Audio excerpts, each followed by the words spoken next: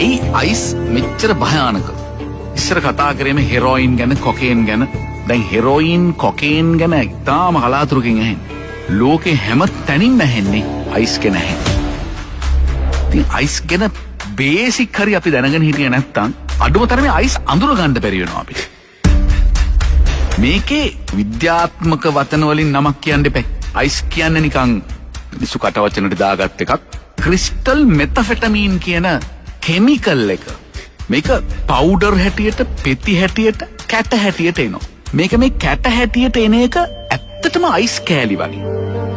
ඔය ෆ්‍රිජ් එකේ දාලා අයිස් මුදවල අරගෙන කෑලි කෑලි වලට කැඩුවොත් පොඩ්ඩක් ඒ පෙනුමට මේක ළඟයි. ඒ නිසා තමයි මේකට අයිස් කියන නම ආවේ. ඉතින් මේක හරිම කොමන්ලි පාවිච්චි කරන විදිහක් තමයි මේක මේ වතුරත් එක්ක දිය කරලා, රත් කරලා, සිරින්ජස් වලට දාලා ඉන්ජෙක්ට් කරගන්න එක. එන්නත. ඇයි මේකට ඇඩික් වෙන්නේ කියලා ඔබ හිතලා තියෙනවද? අපි අයිස් කියන නමෙන් කතා කරමු. අයිස් කියන ඩ්‍රග් එක මොන ෆෝමැට් එකකින් පාවිච්චි කරත්, නාහෙන් ඇද්දත්, ගිල්ලත්, බිව්වත්, විදගත්තත් කෙලින්ම යන්නේ මොළයට. අපේ මොළයේ තියෙන එක කොටසක්, එතනින් තමයි සතුටේ හෝමෝනේ ස්‍රාවය කරන්නේ. ඒ මොළයේ තියෙන ඒ කොටසේ සෛල වලින් තමයි ඩොපමීන් කියන හෝමෝන් එක ක්‍රියේට් කරන්නේ. මේ අයිස් කෙලින්ම ගිහිල්ලා ඩොපමීන් හෝමෝනේ හදන ඒරියාස් ඉන්ස්ටිගේට් කරනවා. අවුස්සනවා, කිතිකවනවා. නැගිටපල්ලා ඩොපමීන් හදපල්ලා කියලා මොළයට කියනවා. මොළේ සමහර විට මුළු ජීවිත කාලයටම හදපු නැති ඩොපමීන් ප්‍රමාණයක් එක මොහොතේ හදනවා.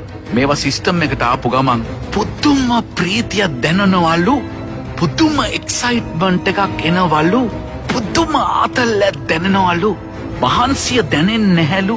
වරද්ද ගන්න එපා. අවම වශයෙන් මුල් කාලේ මේක ගැහුව ගමන් මලමිනියක්, පෙරේත දිස්ත්‍රියක් වගේ, මල හොල්මනක් වගේ මැරිලා වැටෙන්නේ නැහැ. කික් එක ඉස්සිලා, ගැස්සිලා, වික්ෂිප්ත වෙලා පුදුම වෙලා එනවා. ඇයි? ගෝණි ගණන් මේ ක්‍රිස්ටල් මෙත් එකෙන් මොළයේ තියෙන ඩොපමීන් ස්‍රාවය කරන සෛල අවුස්සනවා. මොළේ පිස්සෙක් වගේ ඩොපමීන් හදලා.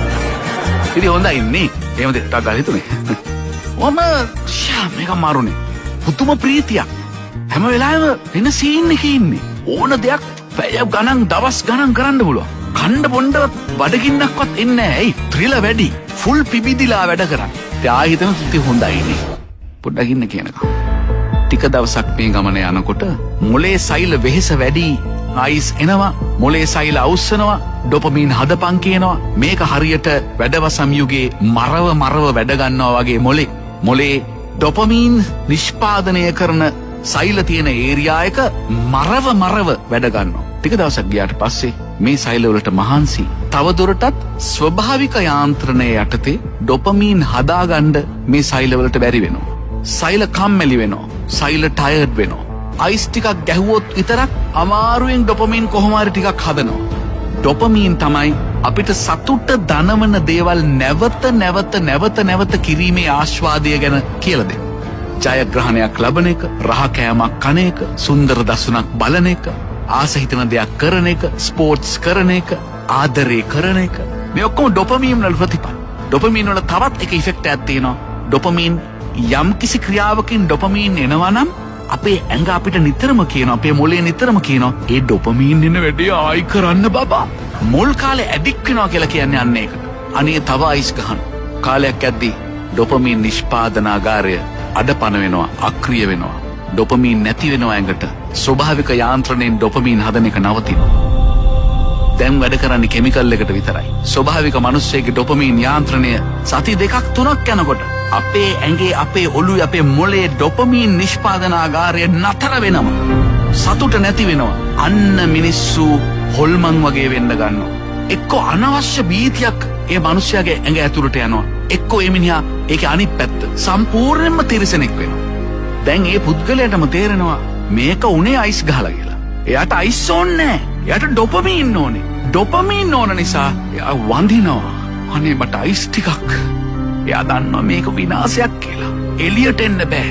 ඇඟ රිදෙනවා, බය දැනෙනවා, පිස්සු වගේ හැසිරෙනවා. ඔළුව කියනවා අයිස් ගහලා මේක උනේ. මාර වැඩක්. මිනිහා දන්නවා අයිස් ගහන්න විනාශ වෙනවා. නමුත් මේ වෙලාවේ තියෙන මානසික වේදනාව, ශාරීරික වේදනාව දරා ගන්න බෑ. ආයි හොයනවා. ආයි වලෙන් වලටම යනවා. මේ තමයි ක්‍රිස්ටල් මෙත්ස් වල තියෙන ඉෆෙක්ට්. ගැලවෙන්න ඕන උනත් ගැලවෙන්න බැරි ඩ්‍රග් එකක් කියලා කියන්නේ ඒකයි.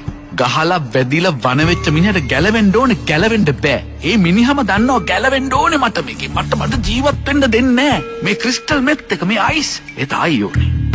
කවදා හරි කවුරු හරි මිනිහෙක් අයිස් ගහන්න පටන් ගත්ත දවස තමයි ඒ මිනිහා ජීවත් වෙන එක නවත්තන දවස වෙන්නේ. අයිස් පටන් ගත්ත දවසේ තමයි ඒ මිනිහාගේ ජීවිතේ ඉවර වෙන්නත් පටන් ගන්නේ. හරිම සිම්පල් මේක මීට වඩා මැතමැටික්ස් නෑ. අයිස් හදන්න පාවිච්චි කරන්නේ මොනවද කියලා ඔබ දැනගන්න ඕනේ.